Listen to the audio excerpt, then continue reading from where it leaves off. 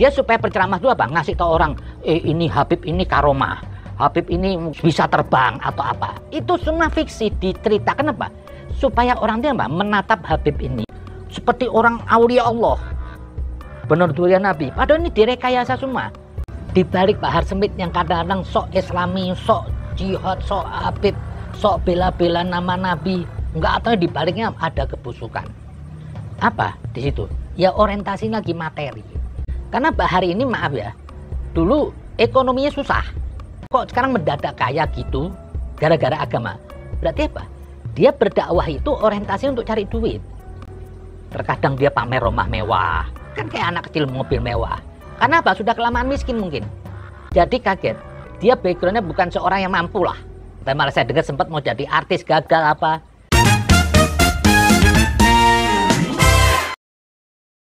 Sudah 100 tahun lebih Muslim di Indonesia kecolongan akidah dalam mempercayai orang yang bukan keturunan Nabi, namun dikultuskan sebagai keturunan Rasulullah yang berkonsekuensi hukum dalam mempercayai atau tidaknya.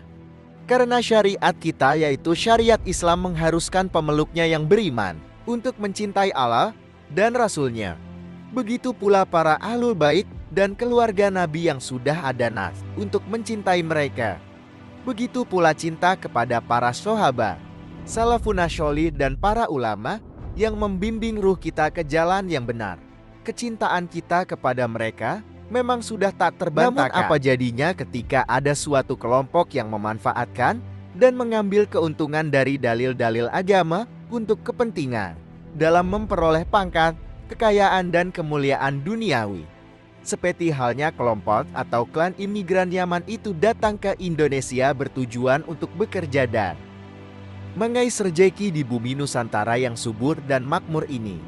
Kedatangan mereka kala itu untuk bekerja dan menyambung hidup karena di negeri mereka sendiri sedang mengalami kekurangan sandang pangan yang bisa mencukupi seluruh penduduknya.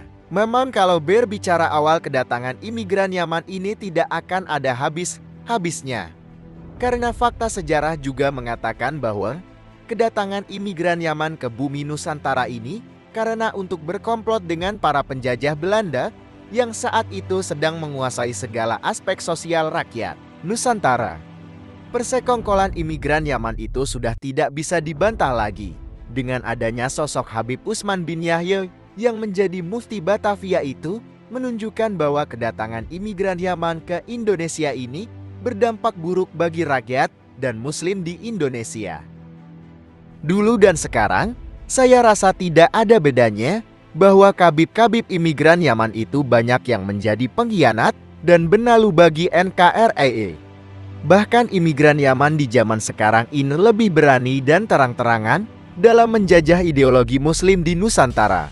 Walaupun kita tidak mengurangi fakta bahwa ada habib-habib di Indonesia yang berilmu tinggi, berakhlak baik dan tidak mengagungkan kemuliaan dirinya, tetapi diamnya mereka atas penyimpangan-penyimpangan akidah oleh sesama klan mereka, terutama dalam hal kemuliaan nasab di atas kemuliaan ilmu. Masalah kafa'ah dan doktrin-doktrin khurafat itu menunjukkan bahwa kelompok klan imigran Yaman ini mempunyai dan membenarkan akidah yang sama. Belum lagi propaganda mereka di dalam merubah banyak sejarah bangsa dan tokoh Nusantara. Akibat dari ulah mereka, sejarah bangsa dan tokoh Nusantara menjadi semrawut dan amburadul. Kalau melihat kelakuan-kelakuan kabib-kabib muda zaman sekarang ini sungguh miris dan mengkhawatirkan. Mereka mengaku membawa darah Rasulullah dan panji-panji agama, namun menunjukkan gaya hedel dan kehidupannya penuh gila mangharta. Tapi ya wajarlah, karena mereka adalah cucu palsu. Bulan puasa itu juga orang harus aktif menolak kebatilan. Jadi bukan berarti saya mau menjelekkan orang. Justru di bulan puasa itu manusia tuh punya naluri kemanusiaan yang tinggi, berani mengungkap hal-hal yang tidak sesuai dengan kebenaran. Nah ini kemarin saya dapat suatu cerita dari suatu YouTube. Di situ berbicara tentang bahar semit. Di balik bahar semit yang kadang-kadang sok Islami, sok jihad, sok Habib, sok bela-bela nama Nabi, enggak, atau di baliknya ada kebusukan. Apa di situ? Ya orientasinya lagi materi. Ini saya sudah mencium dari waktu itu. Kenapa saya sudah mencium waktu itu? Karena Bahar ini maaf ya, dulu ekonominya susah. Susah, kok sekarang mendadak kaya gitu gara-gara agama. Berarti apa? Dia berdakwah itu orientasi untuk cari duit. Terkadang dia pamer rumah mewah, kan kayak anak kecil mobil mewah. Karena apa? Sudah kelamaan miskin mungkin. Jadi kaget. Dia backgroundnya bukan seorang yang mampu lah. Dan malah saya dengar sempat mau jadi artis, gagal apa. Lah ini dia ke agama, ya dia berbicara hal-hal apa ya? Orang tuh kalau mau berbicara hal yang batil, orang tuh kalau mau mendukung orang yang salah, pasti datang duit. Kenapa? Ada yang beli. Tapi kalau orang yang membela kebenaran, menegakkan keadilan, itu nggak dapat apa-apa. Mau kalau saya aja mungkin kalau mau beroposisi untuk melawan, saya ikut kelompok-kelompoknya Bahar ini semua, besok saya mungkin kaya. Karena apa? Banyak yang mau beli saya. Karena apa? Orang batil itu senjatanya uang. Lah ini pendakwah ini ada transaksi. Lah faktanya Bahar hidup mampu. Lah dari video itu diungkap. Jadi setiap pendakwah ini yang orientasi duit, itu mereka punya dayang-dayang. Ini saya tahu, nggak Bahar aja, banyak. Banyak. Ada dulu seorang ya, saya kenal Habib, maaf ya. Nggak pernah orientasi beragama, nggak ada agamanya, maaf. Kelakuannya nggak islami sudah. Bisnis TKW, cuma modal bahasa Arab. Karena rata-rata orang bisnis TKW pasti bisa bahasa Arab, berkomunikasi dengan orang Arab. Padahal juga bahasa Arabnya ala kadarnya. Mereka menghafal aja lah. Itu saya lihat berbalik jadi Habib. Yang saya bingung ada di suatu spanduk, dia jadi Habib. Loh, hancur nih agama begini. Jadi apa? Pura-pura sok soleh, sok alim, orientasinya duit. Lah, orang-orang gini apa? Cuma yang dia bisa kelabui orang-orang awam. Nah, mereka kumpulnya sama orang-orang awam. Nggak pernah main di kota. Nggak laku Bahar di kota. Lah, Habib-Habib kampung nggak laku di kota. Karena orang kota nggak bisa dibohongin. Lah, di kampung tuh dianggap yang doa Habib itu doa Rasulullah. Jadi padahal nggak sampai doa. Doa seperti Bahar tuh nggak sampai. Kenapa? Dia ada politik, dia ada kejahatan. Jadi jangan menganggap terus kalau Habib itu doanya makbul. Enggak. Lah, disitulah Bahar menyuruh anak buahnya ini, yang mungkin dulu juga kerjasama, saya nggak tahu. Karena dayang-dayang itu dapat komisi. Dia supaya berceramah dulu apa? Ngasih tahu orang, ini Habib ini karomah. Habib ini bisa terbang atau apa. Itu semua fiksi, diceritakan apa? Supaya orang dia apa? Menatap Habib ini, ya mungkin si Bahar ini, seperti orang aulia Allah. Benar durian Nabi. Padahal ini direkayasa semua. Supaya apa? Orang terkelabui atau gimana lah. Terhipnotis. Jadi pas ketemu Habib tuh seperti mau ketemu Rasulullah. Padahal mereka ini semua otaknya di dalam apa? Fulus. Nah, kalau ada orang yang berduit, dia deketi. Insya Allah itu orang habis mabuk. Insya Allah itu orang mungkin ateis. Kalau ada duitnya, dapat tempat yang terhormat. Ini semua orientasi duit. Nah, rata-rata Habib-Habib yang orientasi duitnya apa? Hidupnya glamor. Dulu miskin, kaya. Ada lagi yang bikin zikir-zikir, dulu nggak punya, setelah jadi Habib naik Mercy. Lah, inilah pedagang agama. Saya nggak kaget dengan Bahar ini diungkap oleh Lubis. Emang begitulah. Jadi minta doa aja duit, semuanya duit. Kalau orang nggak ada duit nggak ditengok. Inilah yang saya sudah tebak dari pertama. Dan sejenis Bahar ini banyak. Beda dengan Habib dulu. Sekali lagi saya perhatikan ya. Habib dulu itu tidak pernah mencari nafkah. Hidupnya nggak glamor. Ada Habib Saleh Tanggul, hidupnya di kampung, nggak glamor. Mereka dulu kalau dapat duit dari orang, bukan dimakan buat dirinya. Karena apa? Setiap ada orang yang kaya mampu bertemu Habib ini, dia meletakkan duitnya. Dia tahu Habib ini apa? Akan menyalurkan kepada orang-orang yang membutuhkan. Beda kalau Habib sekarang begitu dikasih, oh ini punya gue nih. Besok beli mobil sampai ada 3, 4, kayak Bahar. Itu jahiliyah itu. Itu pedagang agama. Sementara Nabi itu tidak pernah jual ayat untuk cari nafkah. Ini Habib-Habib gadungan sekarang ini. Habib dulu nggak ada hidup glamor. Malah ngeluarin duit. Hidupnya sederhana. Belum lagi saya pernah lihat kemarin ada video. Sudah berakhir. Selesai ini muak lihat Bahar. Jujur. Gara-gara Bahar ini apa? Saya malu jadi Habib. Karena apa? Super ketololan, kampungan. Ini orang udik. Orang udik miskin masuk Jakarta. Foto di tempat bedkeep. Terus kemarin anak kecil duduk suruh salaman cium tangan. Ini apa? Nabi enggak begini. Lah, Itulah dimanipulasi. Ada berapa hadis mengatakan sesungguhnya Allah melarang surga terhadap orang yang menganiaya ahlul baitku. Lah, ahlul bait ini diklaim apa? Untuk bahar. Bukan. Ada lagi hadis, sesungguhnya saya memerangi orang-orang yang memerangi ahlul bait saya. Tidak boleh mencaci maki, itu ada hadisnya. Itu ahlul bait, orang yang disucikan, bukan Habib. Ahlul bait di sini apa? Mereka yang setelah disucikan pada Allah. Dalam surat dalam Al-Qur'an itu wa yutadhiru tadhiro, yang sudah disucikan pada Allah. Siapa tuh? Itu 5 orang. Kenapa orang disuruh mencintai? Di situ ada ajaran suci Nabi. Jadi bukan sebatas cinta-cintaan aja. Kenapa orang selalu minta cinta kepada Nabi? Bukan cinta-cintaan aja. Konsekuensi dari cinta apa? Kita ngikutin ajaran Nabi. Dalam diri Nabi dan ahlul bait tadi yang disucikan itu ada mata rantai Tuhan. Penerus ajaran suci Nabi. Setelahnya ini Habib-Habib ini bukan ahlul bait. Lah, hadis-hadis ini diklaim untuk bahar. Ya hancur dong. Saya buang tuh Al-Qur'an kalau emang ahlul bait itu bahar, ahlul bait itu rizik. Saya buang, saya murtad aja dari Islam. Berarti apa? Al-Qur'an menyesatkan saya. Masa saya suruh mencintai orang-orang yang nggak jelas gini? Habib-Habib gadungan sekarang ini. Emang kebanyakan sekarang Habib ini gadungan, jujur aja. Orientasi semua duit. Sekolah gagal, dagang gagal, semuanya gagal. Mulailah pakai sorban, ceramah-ceramah. Duit. Sebelum jadi Habib miskin harta, setelah jadi Habib kok kaya? Ini Fir'aun. Ini yang dibilang apa? Pedagang agama. Ada satu riwayat, seorang pelacur yang menjual kehormatannya masih mulia di sisi Allah ketimbang seorang agamais yang menjual agamanya untuk dunia. Ini yang sekarang banyak terjadi.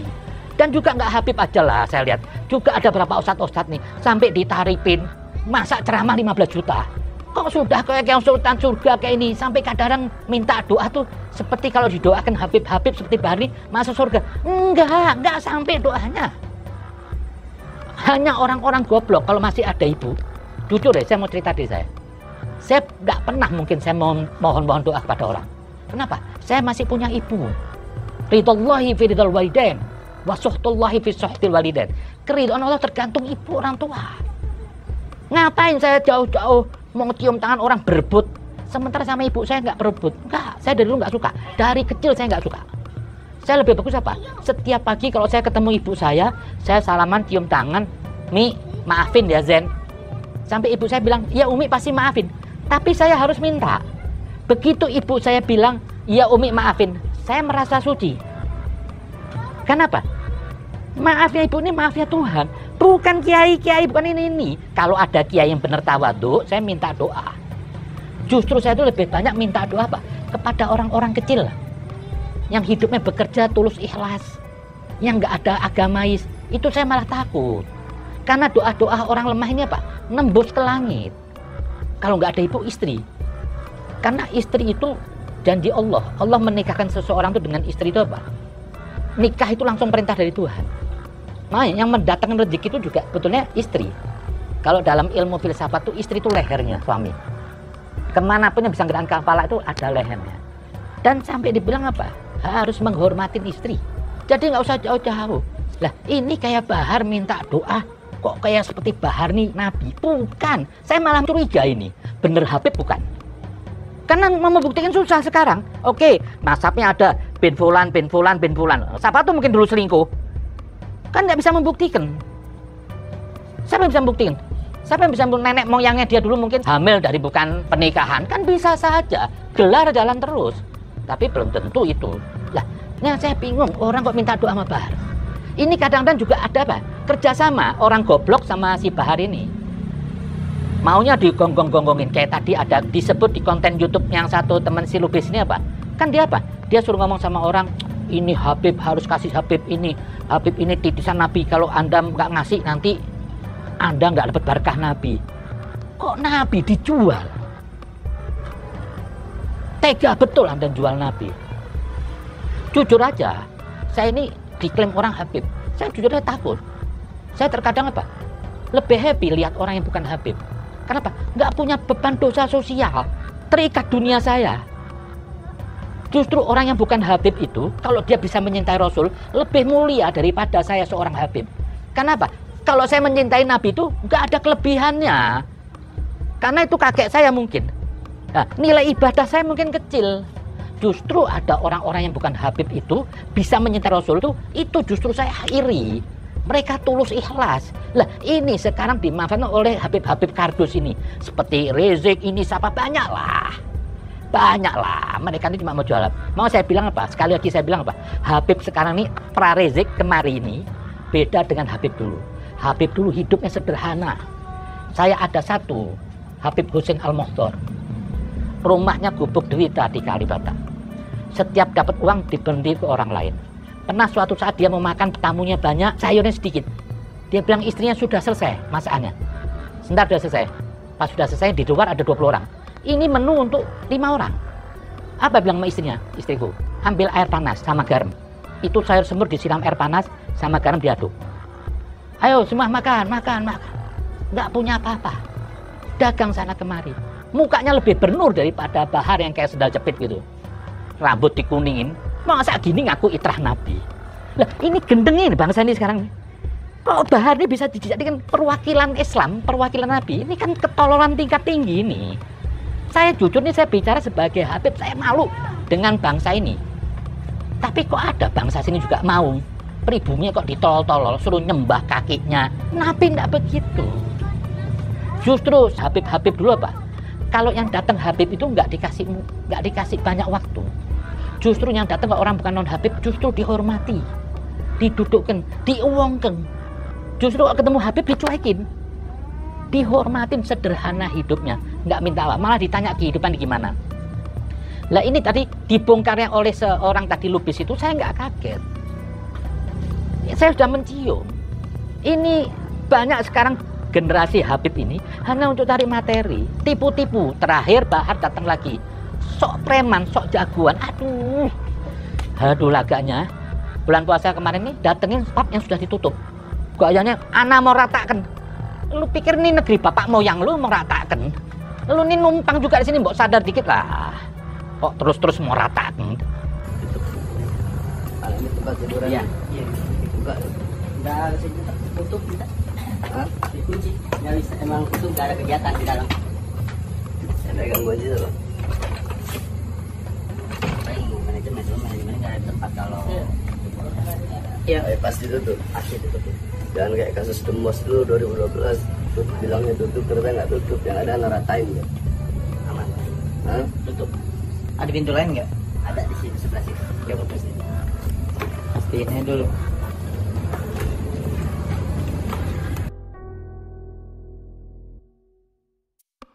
Ini kunci juga nih. Kunci juga. Kita kalau nggak ada kegiatan kita ditutup semua. Di tempat hiburan tutup semua ya. Tutup. Kalau ini apa? Oh ini cuma kedai kafe aja. Iya, maksudnya di sini jual minuman keras ya. Kalau bulan puasa kita kan ada entertainment kita tutup nggak? Jualan. Kita katanya kan itu bir. Cuma banner aja. Malah cuma banner aja itu. Anggap. Angkat.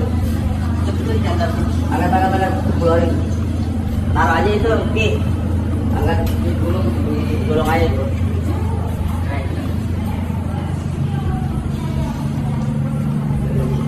Bulan Ramadan tutup.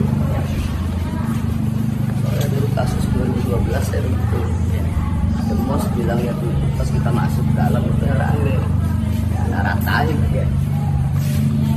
Ini juga saya bilang, ini harusnya hukum disikapi. Tidak boleh orang datang sidak ke satu tempat tanpa diikutin oleh aparat. Kenapa? Yang diinjak-injak hukum ini. Akhirnya negeri ini tidak lagi bermartabat. Setiap orang bisa melakukan tindakan aktif fisik. Harusnya bisa melakukan tindakan aktif fisik itu hanya keamanan kepolisian. Tidak boleh ada kekuatan apapun menggunakan aktif fisik. Ini harusnya. Kalau nggak dijaga, ini negeri jadi negeri barbar besok. Bertopeng agama. Di situ Bahar bilang, ana mau ratakan. Aduh, saya ratakan sinilah. Kok laganya? Saya kadang-kadang terusik kelakian saya. Kepengin uji nyali. Bukan apa, saya nggak mau lihat kebatilan gini. Satu lagi di situ apa? Keluarga Nabi yang jelek. Dengan tampangnya Bahar, rambut kuning. Ini jalan pakai kayak ngerokok. Kalau Anda itu jalan yang sopan. Boleh Anda tuh mau ngerokok, duduk. Anda kan katanya Habib. Ini kadang-kadang pakai baju peci jalan ngerokok. Itu sama halnya tadi saya bilang. Orang pakai sorban, Habib, tapi di pinggir jalan kencing berdiri. Tidak dosa, tapi dosa sosial. Kenapa? Nggak pantas dilihat. Bilang mau ratakan, ini apa? Jujur aja. Semua geraknya Habib-Habib seperti bahannya apa? Saya tidak menuduh, tapi saya pengalaman. Ini orientasi apa? Mau cari setoran. Ini hari saya datengin bar. Takut kan? Gua ratakan. Bisa aja besok lu buka, tapi itu setor gue. Ini sudahlah permainan. Bukan bahar aja, banyaklah. Dulu juga Rizik begitu. Warung-warung kecil dihancurin. Tapi tetangganya stadium, milenium, miles, nggak disentuh. Karena apa? Yang punya orang kaya. Jadi beraninya sama warung-warung kecil aja. Mungkin siapa tahu dapat setoran. Pastilah dapat setoran dikirim. Supaya apa? Anjing jangan menggonggong. Ini juga bahar gitu. Mau nunjukin eksistensinya dia, datengin. Oh sudah tahu, tutup, pakai ngomong. Sudah ada spanduk, turunin. Lah, emang jual bir dilarang di Indonesia? Nggak ada larangan, kok Anda ngelarang? Biarin orang mau minum bir. Jadi semua gerak-geriknya Pak Harto apa? Di otaknya duit. Kalau orang nggak ada duit dibuang. Betul tadi Pak Lubis itu bilang. Besok kalau orang sudah kenal sama dia sebulan 2 bulan nggak ada setoran, itu digeser. Ini apa? Ini mungkin murtad lah. Ini mursik, bukan pencinta Nabi. Jadi kadar ukur orang itu mencinta Nabi apa? Kalau ada dompet buat dia duit. Saya tahu lah. Ini dan ustaz-ustaz yang lain juga lah. Kalau ada orang kaya suka ngirim duit, pasti dihormatin. Coba kalau ada orang miskin, dibuang, nggak ditengok. Nah itu di situ si Lubis bilang ada grup, kalau orang jadi grup nggak ada setoran duit, dilihat sebulan 2 bulan dieliminir, dibuang. Nanti dibuat alasan apa? Ini bukan cinta keluarga Nabi. Jadi Nabi itu semua mau dibikin fulus duit. Cinta kepada Nabi harus setoran sama dia. Lah itu dia klaim kemarin tuh ayat. Ayat itu hadis itu sesat. Sekali lagi, Ahlul Bait dalam Al-Quran itu bukan saya Habib, bukan Rizik, bukan Bahar yang tercunggung itu semuanya. Itu hanya 5 orang yang disucikan. 5 orang itu kalau menurut riwayat hadis kisah itu, pertama Ar-Rasul, Fatimah Zahra, Ali, Hasan dan Husain. Kalau di NU itu ada Lihom Satun. Itu ada. Mereka lah ini perantara Allah. Mereka lah ini mata rantai Tuhan. Ini yang dibilang Ahlul Bait. Ke bawahnya nih sama, saya nggak ada beda dengan yang lain-lain ini. Jadi saya mintalah rakyat ini, jangan mau Anda diperbudak oleh Habib-Habib biadab beginilah. Suruh cium kaki, kok tolol amat. Ibu Anda melahirkan dengan cara terhormat, ditunggu kelahirannya. Kok Anda sudah gede jadi genduk sama Habib-Habib yang nggak jelas seperti Bahar, suruh cium tangan, itu ketololan bagi saya. Jangan percaya, jangan pernah minta doa sama Bahar, nggak sampai. Ini orang gila aja. Habib tapi karakternya licik, culas. Dia jual Nabi. Betul tadi yang disampaikan oleh Lubis itu. Dia menyuruh orang supaya orang, ini Habib Bahar. Mungkin nanti dibilang, Habib Bahar ini pernah mimpi Rasulullah. Itu ngarang semuanya. Habib Bahar ini Habib-Habib semua nggak Bahar aja. Saya tahu nih sudah dari dulu operandinya sama. Jadi direkayasa cerita supaya kesan-kesannya itu, wah, ini komunikasi sama Nabi. Oh, ini tisan Nabi. Nanti ada yang bilang apa? Bisa nyembuhin orang sakit. Pada bohong semuanya. Nanti ada orang miskin didoain sama Habib jadi kaya raya. Tapi suruh setor dulu. Sudah miskin suruh setor dulu jadi kaya raya. Habib minta upeti. Ya kenapa Habib gak doa sendiri? Biar kaya raya. Habib masih ngarep amplop. Ini kan ketololan-ketololan aja yang dibungkus agama. Boleh Anda menghormati Habib. Lihat Habibnya dulu. Kalau Habib petean sama duit, buang itu Habib kadrun. Kalau Habib meminta penghormatan itu, buang itu Habib kadrun. Karena apa? Itu nggak ada semua di diri Nabi Muhammad. Terima kasih. Assalamualaikum. Saya terpukau karena gelarnya cucu Rasulullah Sallallahu Alaihi Wasallam. Dan saya yakin bukan cuma saya yang seperti itu. Sekelas ulama sekalipun ada yang kena doktrin itu. Pasti, saya percaya itu. Saya percaya itu. Karena apa? Taraktu fikum amroini, aku tinggalkan padamu 2 perkara, kata Nabi. Inta masaktum bihima lan tadillu abada. Kalau kau pegang teguh yang 2 ini, kau gak akan tersesat selama-lamanya, kata Nabi. Pertama, kitab Allah, Al-Quran. Yang kedua, wa'itsarati ahli baiti, anak cucu keturunanku, kata Nabi. Nah, itu yang jadi motivasi saya selama ini. Ini warisan Nabi, itrati ahli baiti, anak cucu keturunanku. Dan belakangan ini baru saya menyadari, itrahnya Nabi, anak cucunya Nabi nggak mungkin seperti itu kelakuannya. Tidak mungkin. Menutup tempat hiburan malam yang sudah tutup. Goblok, tolong kasih dia seragam Satpol PP. Itu pun jangan. Karena Satpol PP itu nggak akan menutup tempat hiburan malam yang sudah tutup. Bukan kerjaan mereka itu. Apa yang mau ditutup? Jangan kasih. Terlalu rendah nanti derajat seragam Satpol PP. Dipakai untuk menutup tempat hiburan malam yang sudah tutup. Itu banyak yang bilang itu si Bahar pesantrennya gratis segala macam ya. Bahkan mulut si Bahar sendiri itu ngomong gitu di YouTube, masih ada videonya, katanya dia bangun pondok itu modal semangat ya. Modal semangat. Jadi nanti keluar dari sini jadi ulama-ulama yang lurus, yang tidak bisa disogok, dan di sini semua anak gratiskan. Masih ada itu videonya di YouTube. Gratis dari mana, tai? Kita nggak masalah kalau ada pondok membuat biaya bulanan, SPP atau apalah namanya. Oh, nggak ada masalah dong. Cuman kasih tahu, jangan kasih tahu gratis. Itu nggak ada gratis di situ. Sampai Bahar buat wawancara. Ya, di wawancara yang itu, di situ mulutnya bilang gratis itu. Gratis dari mana? 350 sebulan. Dulu, sekarang mungkin udah naik. Loh, katanya gratis, Bang. Enggak. Gratis dari mana? Saya 1,5 tahun jadi wali murid di situ. Wali santri. 1,5 tahun. Tiap bulan transfer 350.000 untuk biaya bulanan pondok. Tai kan? Katanya anak orangnya hitam-hitam, putih-putih. Ternyata ente orangnya kuning. Tai ngambang. Karena kata si Bahar, kalau salah akui salah ya. Akui salah itu. Kalau salah akui salah. Bahkan dari diri anak sendiri katanya. Itu dari dirimu.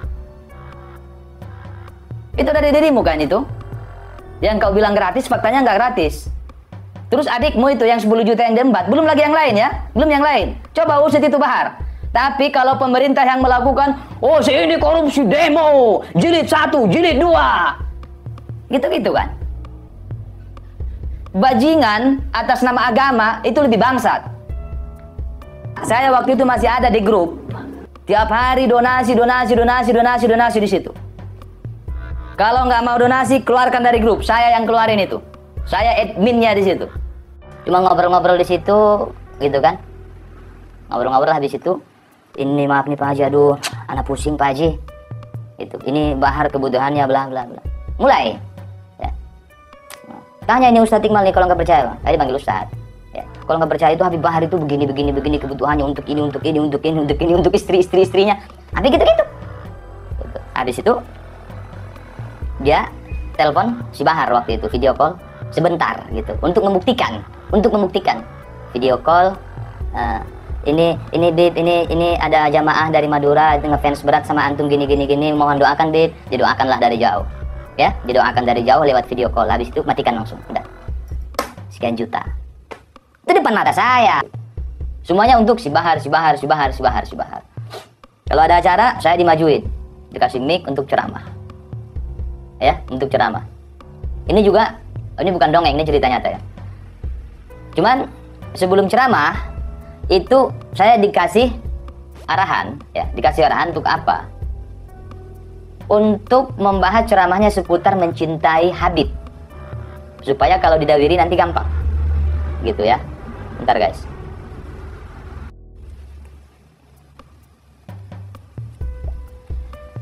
Ya, nanti dongeng lagi, anak suka yang gitu-gitu. Ya, itu besok kita buat jilid 2-nya. Jilid 1 udah selesai ya. Itu semua atas nama itu, ya, atas nama itu. Salah satu contoh, ada langganan tetap dawirnya itu orang Bogor, orang Cibinong. Itu bapak-bapak nggak tahu habis berapa ratus juta. Itu ratus juta ya, ratus. Yang satu itu. Biasanya nongol di sini orangnya. Jadi hukumnya rokok apa bang? Rokok haram, maka saya bakar. Ya. Rokok di Majelis Ulama Indonesia makruh. Cuplis, awas, ntar aneh bongkar. Soal Aida, dia bang, bongkar, mantap. Dan soal-soal lain juga masih ada ya. kasus tali air semua ada. Cuman belum ke situ dulu ya. Kalau itu saya nggak ngomong ya, saya nggak ngomong ya. Kalau ada orang lain yang ngomongin nanti ya terserah, nggak urusan saya. Masalah tali air ya, masalah otong-otong ya, bukan odong-odong. Bawa-bawa nama. Itu ada yang dari Bogor ya, itu langganan ya. Salah satu langganan yang dari Tegal. Paling jarak 2-3 hari. Telepon atau chat, Assalamualaikum Pak Haji. Jadi kalau yang bapak-bapak dipanggilnya Pak Haji, kalau ibu-ibu dipanggilnya Bu Haji ya. Oh saya belum haji, saya doakan mudah-mudahan haji. Orang senang. Gitu-gitu lagunya, luar biasa ya. Jadi kalau ada ceramah, saya disuruh ceramah seputar mencintai Habib, mencintai habaib. Baru ya keutamaan-keutamaan bersedekah kepada mereka. Kepada mereka. Bukan keutamaan sedekah secara umum. Bukan. Tapi kepada mereka. Jadi seputar itu terus ceramahnya. Menghormatinya ya. Pokoknya keutamaan-keutamaan, mencintainya segala macam, apalagi berkorban untuknya. Begitu-begitu. Misalnya Karolin Fatin Bapak Muhammad Esmanani, iya. Itu yang tunggu-tunggu. Biasanya orangnya nonton, cuman dia malas komen ya. Bapak itu juga yang datang ke pondok yang luar biasa ya. Pondok yang penuh berkah, namanya Pondok Tajul Alawiyin, pimpinan Si Bahar. Ke pondok itu juga dia datang, bapak yang tadi saya bilang dari Bogor, dari Cibinong itu, mengantarkan uang sumbangan untuk pesantren pembangunan 10 juta, ditransfer m-banking depan orangnya langsung, kemudian dilihatin bukti transfernya, baru Masya Allah, jazakallah khair bla bla. Sebelumnya diintimidasi dia di situ. Anda nggak usah telepon-telepon, itu hubungan sama Lubis sama TIJ itu orang nggak benar bla. Digituin bro, digituin sama mereka di situ. Nggak usah hubungan-hubungan chatan, telepon, komunikasi sama itu si Lubis sama TIJ itu orang nggak benar, itu pembenci habaib segala macam. Setelah dia transfer 10 juta untuk pondok, niat dia ke situ ya untuk silaturahim sama mau ngasih bantuan pembangunan pondok. Ditransfer 10 juta, diliatin depan orangnya langsung 10 juta. Masya Allah, jazakallah khair bla bla bla. Dia embat juga duitnya, nggak masuk ke pondok nggak, dia embat. Itu si Zen ya, adiknya si Bahar ya. Jadi bapak itu kayaknya ratusan, nggak tahu berapa ratus itu ya. Pak Muhammad Esmanani orangnya.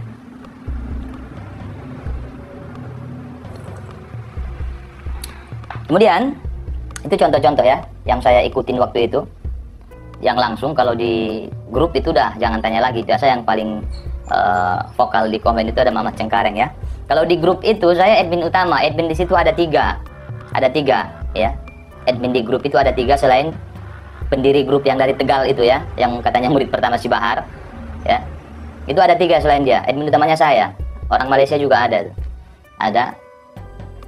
Jadi kalau ada yang masuk grup itu, sejak dia masuk grup nggak pernah memberikan uang, nggak pernah berdonasi, itu saya yang keluarkan dari grup, kick dari grup. Kenapa? Nggak ada gunanya untuk perjuangan. Begitu jurusnya. Saya orangnya yang mengeluarkan orang-orang yang tidak pernah menyumbang di situ, ya. Tapi atas perintah bos besar dong, ya. Dia screenshot nomor ini dicetin ke saya, keluarkan dari grup, itu nggak pernah nyumbang katanya. Siap, Bib, gitu dong. Saya cek satu persatu, ini keluar. Gitu. Kita butuh pejuang yang benar pecinta, yang benar-benar membuktikan cintanya. Jadi nggak usah heran kalian kalau ada yang ngomong nanti anak pulang. Kalian nggak ada artinya di mata mereka, nggak ada. Yang dibutuhkan itu ininya. Kalau nggak ada ininya, ditendang dari grup. Ditendang dari grup itu masih mending. Loh, kita cuma grup WhatsApp kok nggak ketemu orangnya langsung, ya nggak? Yang lebih menyakitkan itu, udahlah diundang supaya datang ke situ ceramah. Cuma gara-gara 2-3 orang yang ngomong ditinggal. Sekali lagi ada yang ngomong anak pulang. Jadi bla bla bla bla. Anak pulang. Assalamualaikum warahmatullahi wabarakatuh. Kalian tuh nggak ada artinya. Yang ada artinya uang kalian. Masih nggak paham? Jadi buktikan cinta kalian. Ini grup pecinta. Buktikan. Kalau nggak ada ini berarti nggak cinta. Ya. Gitu. Masalah adab. Ya.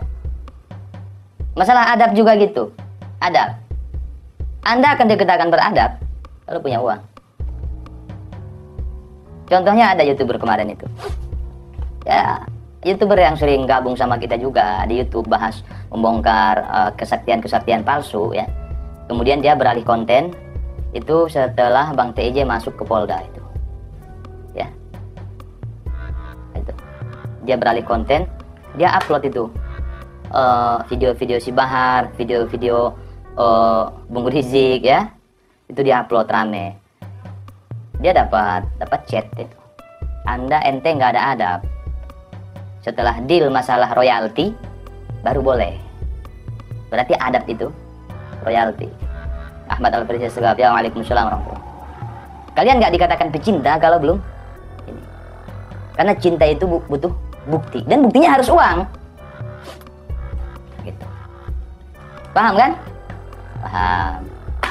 Siap, Jawa Timur hadir. Mursal Harahap, saya tidak pakai IG sudah lama. Itu contohnya seperti itu. Kemudian waktu itu pernah ke Madura, tepatnya di Bangkalan. Ya. Tepatnya di Bangkalan. Dari Malang, saya ngisi acara di tempatnya Gus Idris. Pembacaan maulid belum selesai, ceramah udah, dia langsung izin pamit itu. Gus, anak pamit duluan, kami mau ini. Oh jangan dulu Bib, masih ini acara belum selesai. Mau ngejar acara di Madura, jamaah udah nunggu. Tuh.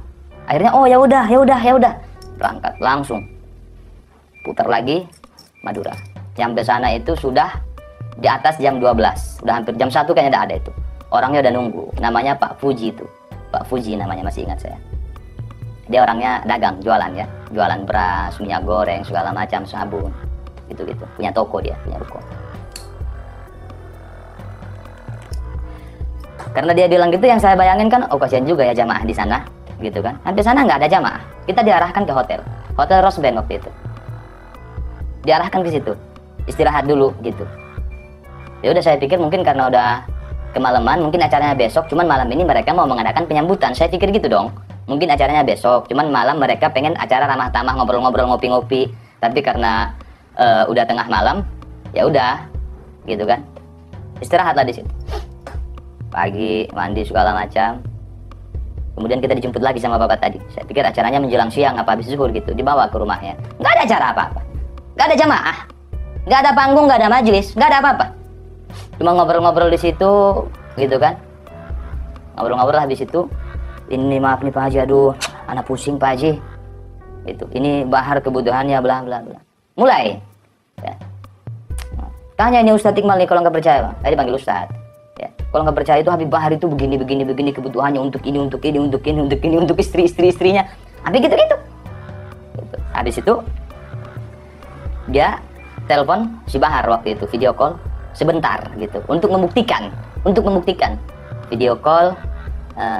Ini Bib, ini ada jamaah dari Madura ngefans berat sama antum gini, mohon doakan Bib. Didoakanlah dari jauh ya, didoakan dari jauh lewat video call. Habis itu matikan langsung, udah sekian juta. Itu depan mata saya, namanya Pak Fuji. Itu nggak tahu uang sampai apa enggak ke si Bahar ya. Saya nggak tahu.